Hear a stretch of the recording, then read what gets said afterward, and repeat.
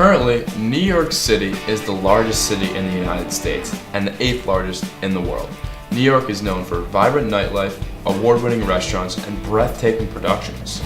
And at times, it feels like you're in the center of the universe. As a result, a lot of people want to live here. There's a lot of demand, very little supply, usually about 2%. Because of this, there's a lot of things going on that you need to be informed. I've seen a lot of people make poor decisions, poor rentals, simply on the fact that they don't know what they're going against.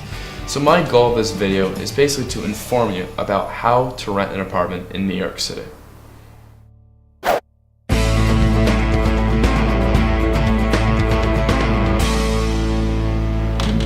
Hi, my name is Evan Rugen. I'm a licensed real estate agent in New York City, and today I'm going to inform you about how to rent an apartment in the greatest city in the world, New York, baby. That being said, if you do have any experience renting in another state or country, please throw out those expectations. New York City has a rental market that's unparalleled by any other market out there. And if you hold on to those expectations, you will end up frustrated and disappointed. Now that we have the expectations, let's get to how to rent. Step 1. Determine how much rent you qualify for. Typically, New York City landlords are looking for a renter to make 40 times the monthly rent. So if you're looking at a $2,500 apartment, take that number, multiply by 40, and you would get $100,000. So you should expect to make $100,000.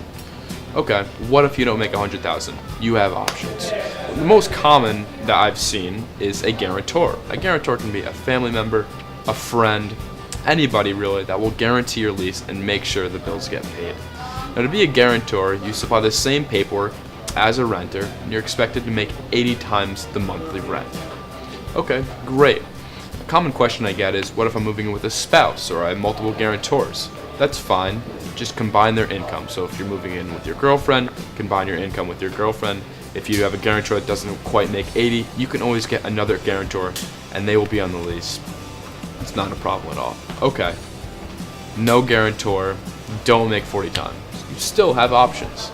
Another thing I've seen is you can put money up front in the form of rent or security from 1 to 12 months.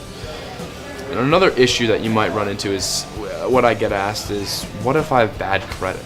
If you have bad credit renting in New York City, it's very tough to get an apartment. Now this is on a landlord to landlord basis, so you should consult your broker and see how there's ways to get around this.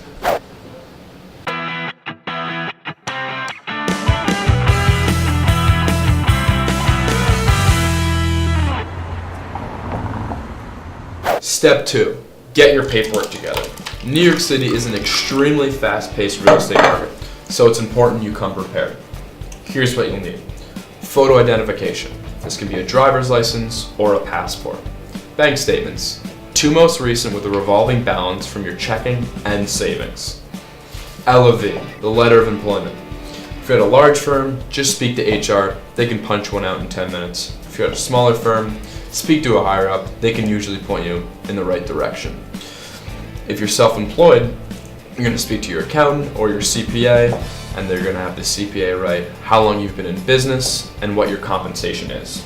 Now, on these letter of employments, make sure it says your compensation, how long you've been there, and of course the firm's name and your name as well. Finally, you'll need the tax return. Just the 2 most recent with the cover page, again, verifying your compensation.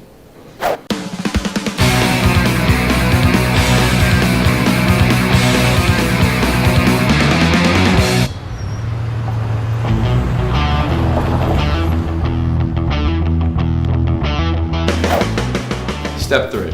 Speak to the people you're going to be living with about apartment preferences. This could be your spouse, your boyfriend, your girlfriend, your roommates, really whoever you're going to be living with. And this entails location, price, apartment amenities, whether you want a nicer kitchen or bigger windows. Make sure everyone who's living in the apartment is on the same page. Also, if there's a deal breaker, something that you need for the apartment, make sure you convey that to your broker early in the transaction before it becomes an issue when you're finally out looking for a home.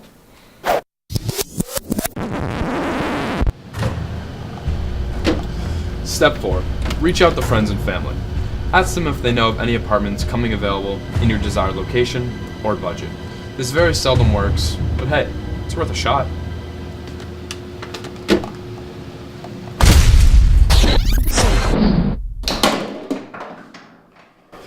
Step 5. Choosing a broker. If your friends and family don't know of any apartments coming available, your next step would be to get in contact with a broker. Step 6. Begin looking for an apartment. Generally, New York City renters look 3 to 4 weeks prior to their move-in. Bottom line, if you look any earlier, there's not going to be a whole lot of inventory, and if you look any later, a lot of the inventory is going to be depleted. So 3 to 4 weeks prior is the sweet spot. And again, New York City renters, they come prepared. They have all their paperwork in check. So if you're going to be looking 3 to 4 weeks prior, make sure you have all this stuff ready to go.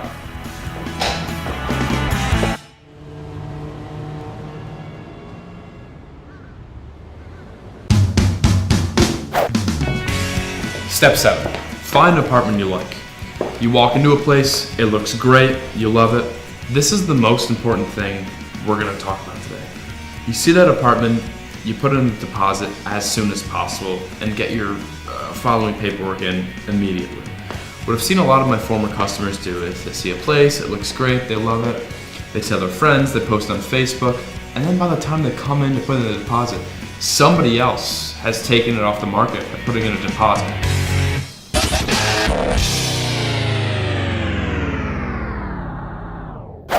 Step 8. Wait. You've submitted your documentation and deposit to the landlord. Now, it usually takes 2 to 10 business days to hear back. Once you hear back, you'll have a decision.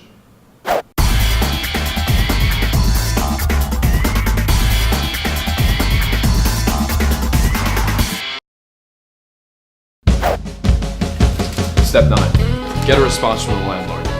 There are 3 options here. 1. Yes, you're approved. Go sign that lease ASAP, throw a party.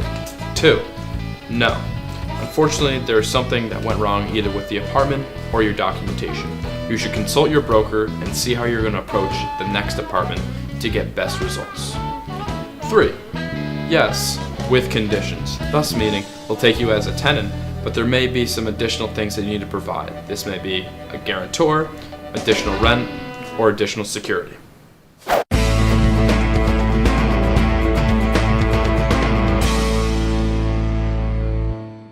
Step 10. Sign the lease. Go to your bank, get bank certified checks, not personal checks. Make sure they're addressed to the correct entity. Come to lease signing, make sure all names are spelled correctly, sign the lease. You will then be given keys to either your broker, the super, or the management company. Move in, greet your neighbors, have a housewarming party, and if you had a positive experience with your broker, leave him a great review as well, and build that relationship for life.